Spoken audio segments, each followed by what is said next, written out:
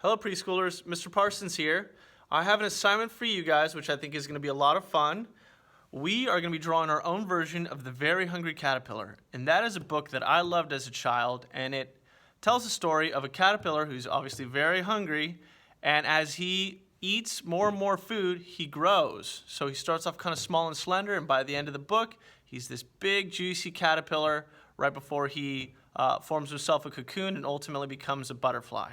So we are going to draw our own version of The Very Hungry Caterpillar. And yeah, I think it's going to be a lot of fun, and I'm going to walk you guys through the process of making your own version of The Very Hungry Caterpillar. All right, guys. So the one shape that we're going to be using in order to create our very hungry caterpillars is the oval. This is a circle here, and I want you to imagine that a circle is getting squeezed on both sides, and what ends up happening is the circle kind of stretches out in the top and the bottom and closes in on the sides. So just like you'd imagine, if I'm squeezing this circle, this is what I'm going to wind up with. So our very hungry caterpillar is going to be made from a series of ovals all connected together. All right, well, to begin, I am going to draw a curved line which is going to determine the shape of my caterpillar. So I'm going to start here on this end, and I'm going to make it kind of go up, bend over, and back down again. And basically my ovals are going to try and follow along this line. So I'm going to start over here, and I am going to make this side my caterpillar's head. So there is that first oval. Now, I mentioned that we're going to have all these ovals stacked right next to each other in order to make up our caterpillar. And for this first one, I'm not going to draw my oval so that it goes over this line here. I'm just going to draw it starting behind it. And I'm going to continue to do that. I want us to make sure that our ovals are really squished together tight, so that way we kind of keep this shape here. And you know what? If I draw an oval and it overlaps like that, the line goes over this line here, that's all right. We're just going to keep them going just like this. But we want to try and keep a consistency, meaning that the shapes are about the same size throughout our caterpillar. So I'm drawing my ovals, and they're coming up and over, and they're going to come back down again here. So here's that.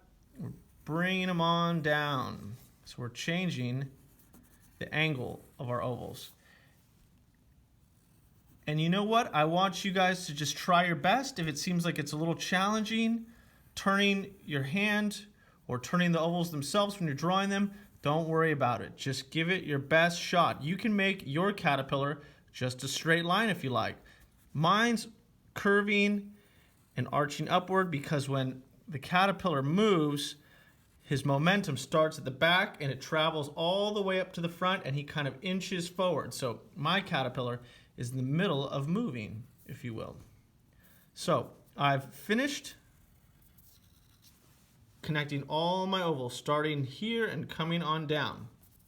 Now, caterpillars have little feet, but I'm not going to draw feet up here in the bend. I'm just going to draw a few down here, and these can be kind of ovals as well, if you will, and maybe a few here in the tail.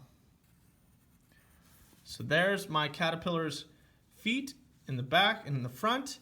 And now I'm going to give him some eyes. And in those eyes, I'm going to draw smaller circles, or in those larger ovals or circles, if you will. I'm going to give him some antennas and maybe a little expression. So there's my caterpillar. Next, I'm going to color him in. So just starting out, I've chosen to color the head red, and I have my assorted crayons over here. Use whatever you got. If you have markers, great. Colored pencils, crayons, maybe some watercolor or paint. have fun. Just decide whatever medium you want to use to color in your caterpillar. And so basically now I'm going to just color in all the different spaces. I'm going to give him some blue eyes. And around those eyes, maybe the ring around the eyes, I'm going to go with some orange. You can be very strategic in your color choices, or you can just kind of randomly choose whichever color seems good to you. Now in the book, The Very Hungry Caterpillar starts out kind of a green color. I'm going to make mine just fun colors. So I'm going to randomly choose different colors for my caterpillar, and he's going to be very bright. So you'll see that in just a moment. I would like to say that one thing I did notice was that, remember how I said when we were going to draw our ovals there was going to be some overlap here, this area? Well, what I want you to do is with the oval in front of the following ovals, I want you to color in that oval completely, including this little area here where there's the overlap. Because when you color it in, that little thing kind of goes away, and you wind up with something like this, where it looks like the ovals are transitioning from different color to the next one, and that kind of overlap part goes away. So don't worry about, like I said, this section where it's overlapping. All right, so I've finished coloring in my caterpillar, and what's neat in the book or in the video you're going to watch is you're going to see all the different things that the caterpillar has eaten. So I'm going to choose, just for my project, 3 different foods that I love that I think the caterpillar probably would have eaten. The first one I'm going to draw is a slice of pizza.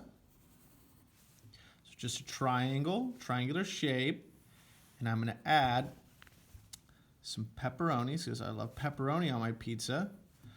But in the book, they show a big hole in the food to show that the caterpillar ate through it. So I know that looks like a really large pepperoni slice, but that's actually going to be whole. And I'm going to color in these other ones red, but this is going to be white for the background, as if the caterpillar ate right through it.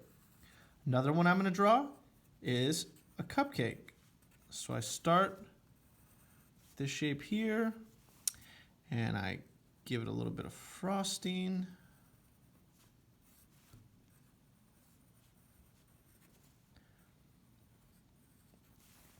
And I'm going to put a hole in it once again to show that the caterpillar ate right through it. He was so hungry, he ate the wrapper and all. And then the last one I'm going to draw is an apple. So I'm going to start off here, bring that down. I'm going to have the little stem, and then I'm going to put a hole right through it. And now I'm going to color in my 3 different food items. All right, so there you have it. I have my very hungry caterpillar. He's multicolored, and he's making this kind of shape here. He's moving along. And then I have 3 food items that I personally like that I think my very hungry caterpillar would have eaten: pizza, cupcake, and an apple. So last thing we got to do is we have to sign our work. That's what all artists do once you've completed a project. And there is my signature. All right, guys, so that is the process of making our very own version of the Very Hungry Caterpillar. I can't wait to see what your caterpillars look like. Please feel free to send me a picture. I'd love to see what you guys have. I hope you guys are all well, and I can't wait to see you guys soon. Take care. Bye-bye.